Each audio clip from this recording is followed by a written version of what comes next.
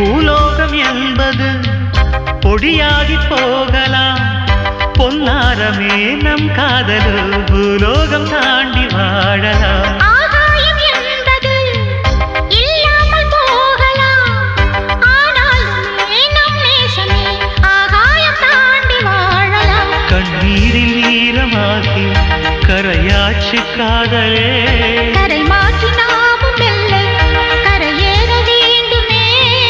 நாளை வரும் காலம் நம்மை கொண்டாடுமே. தாஜ்மஹால் தேவையில்லை அன்னமே அன்னமே, காடுமலை நதிகள் எல்லாம்